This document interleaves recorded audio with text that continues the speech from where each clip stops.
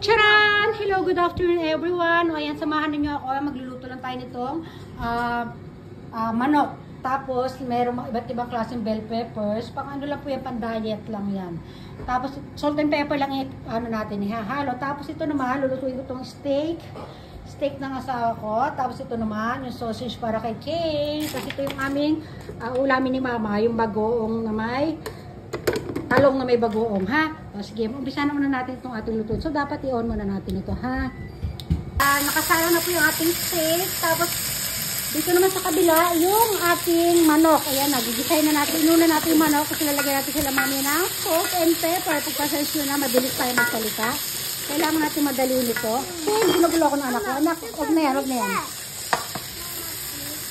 Tapos, kung ganyan na po yung ating chicken, ilalagay na natin yung ating mga bell pepper. Ayan na, okay? Don't on that.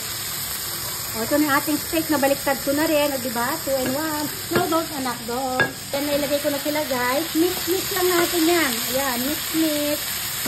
O. Tapos yan natin. Ano na yan? Lalagay lang natin. Ano yan? Salt and pepper lang ulit.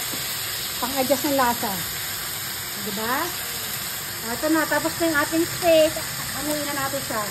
O, ayan, luto na po yung ating steak. Medyo ano siya, medyo rare yung niluto ko kasi gusto ng asawa ko rare. Tapos ito na po yung ating pandayat na chicken and bell peppers. O, diba? O, ito naman yung talong, ginisang talong na may bagoong, na may carrots. Ayan, o, sarap.